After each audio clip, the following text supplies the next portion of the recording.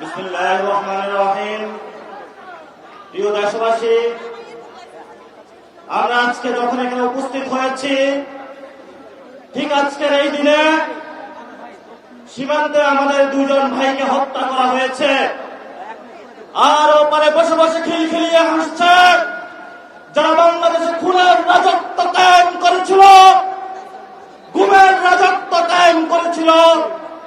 সেই মুজিববাদী ফ্যামিলি, বাংলাদেশের ছাত্র জনতা তাদেরকে বুড়ো আঙ্গুল দেখিয়ে দিল্লিতে তাদেরকে পাঠিয়েছে।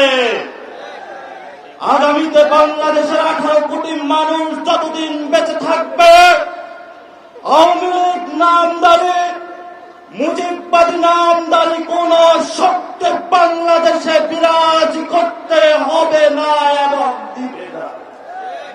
আমরা আশা করি বাংলাদেশের 18 কোটি মানুষ 5 তারিখে যে ঐতিহাসিক রায়ের মাধ্যমে জানান দিয়েছিল, বাংলাদেশ রাষ্ট্র যতদিন থাকবে ততদিন আওয়ামী লীগ নামে এই দেশে কোন খুনের হাসিনা এবং মুজিববাদীদের অস্তিত্ব থাকবে না।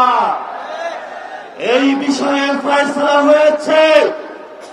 এখন আমাদের সামনে এই ফয়সালা ঝুলছে কেন, সেই বিষয়ে আমাদেরকে নজর দিতে হবে। প্রথমত, 72 সালে একটি সংবিধান তৈরি করা হয়েছিল, যেই সংবিধানে মুজিববাদী সংবিধানের মধ্য দিয়ে ভারতীয় এক্সটেনশন বাংলাদেশে বিরাজমান করা হয়েছিল। এই সংবিধান যতদিন বাংলাদেশে থাকবে, এই সংবিধান যতদিন বিচারালয়ে থাকবে, এই সংবিধান যতদিন ব্যুরোক্রেসিতে থাকবে, এই সংবিধান যতদিন প্রেসিডেন্ট হাউসে থাকবে, এই সংবিধান যতদিন সভরেন্টি ফোর্সের কাছে থাকবে, ততদিন আওয়ামী লীগ বারবার ফেরত আসার চেষ্টা করবে।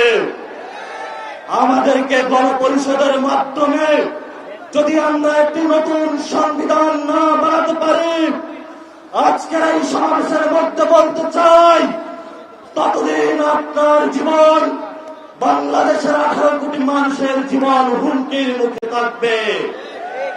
আমরা আমাদের জীবন অতীতে হুমকির মুখে ছিল, আমরা আমাদের ভবিষ্যৎ জীবন কোন হুমকির মুখে রাখতে চাই না। আমরা অনবিলম্বে আওয়ামী লীগের সাংগঠনিক কার্যক্রম বাংলাদেশে নিষিদ্ধ চাই। আমরা দেখতে পাচ্ছি ইসির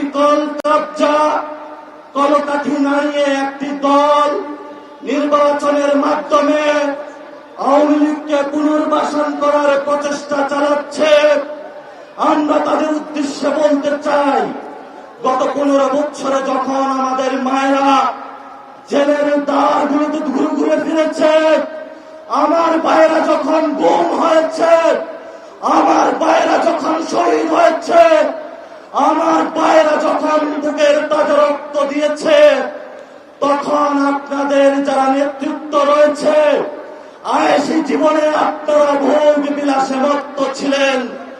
আওয়ামী লীগের সাথে কনস্পাইরেসি করে যখন এই পল্টন ময়দানে, যখন বাইতুল মুকাররমে অসংখ্য সমাবেশের ডাক দেওয়া হয়েছে, পুলিশের অস্ত্রের মুখে তারা রক্ত দিয়েছে, আর ওইখানে আপনারা রুমে রুমে বসে নেগোসিয়েশন করেছেন।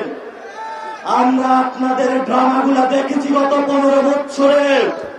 আপনাদের নেতৃত্ব ব্যর্থ হয়েছে। আপনাদের নেতৃত্বের ব্যর্থ হওয়ার কারণে ফিনিক্স পাখির মতো ক্যাম্পাস থেকে এই ছাত্র জনতাগুলো বেরিয়ে এসে বাংলাদেশের 18 কোটি মানুষকে মুক্তি দিয়েছে। ভবিষ্যৎ বাংলাদেশে যদি নেতৃত্বের প্রশ্ন আসে, তাহলে এই ছাত্ররাই নেতৃত্ব দিবে, এই ছাত্ররা সচিবালয়ে নেতৃত্ব দিবে, এই ছাত্ররা আর্মিতে নেতৃত্ব দিবে, এই ছাত্ররা বিশ্ববিদ্যালয়ে নেতৃত্ব দিবে, আর এই ছাত্ররা পার্লামেন্টে নেতৃত্ব দিবে। আমরা পার্লামেন্টে যারা গত 15 বছরে টাকার পাহাড় বানিয়েছে, ব্যাংকিং ব্যবসা করেছে, চাঁদাবাজি করেছে, নেগোসিয়েশন করে ভবিষ্যৎ পার্লামেন্টে আর তাদেরকে দেখতে চাই না।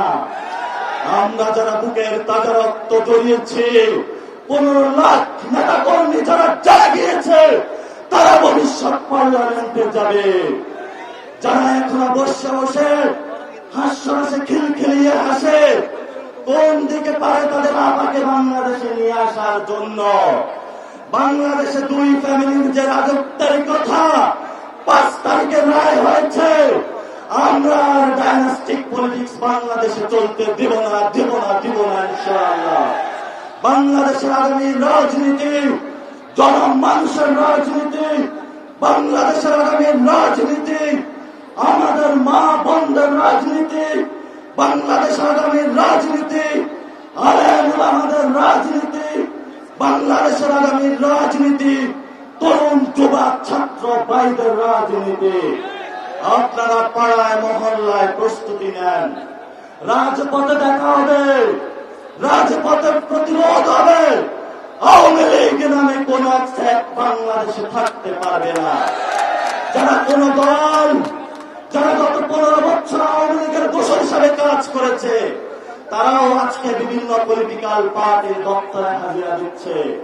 আমরা সকলকে হুঁশিয়ার উচ্চারণ করে দিতে চাই, আপনারা কালচারাল উইং করেন, যেই কোন ব্যবস্থায় আওয়ামী লীগকে ফেরানোর প্রচেষ্টা চালান, এই ছাত্র জনতা যতদিন জীবিত থাকবে আপনাদের সকল ষড়যন্ত্র বলিদান হবে ইনশাআল্লাহ। সেই বিপ্লবের ডাক দিয়ে পাড়ায় মহল্লায় মঞ্চ বানিয়ে, আওয়ামী লীগ প্রতিরোধ মঞ্চ বানিয়ে, আওয়ামী লীগকে সাংগঠনিকভাবে নিষিদ্ধ, তাদেরকে নির্বাচন কমিশন থেকে প্রতীক বিলোপ এবং তাদের নিবন্ধন বাতিল করা পর্যন্ত আমরা রাজপথে থাকবো ইনশাআল্লাহ। সেই প্রতিশ্রুতিকে দিতে রাজি আছেন? সবাই হাত তুলে আজকে শপথ দেন, যতদিন বাংলাদেশ থাকবে, যতদিন আমাদের বুকে রক্ত থাকবে ইনশাআল্লাহ বাংলাদেশ আওয়ামী লীগ ফেরত আসবে না। ইনকিলাব জিন্দাবাদ।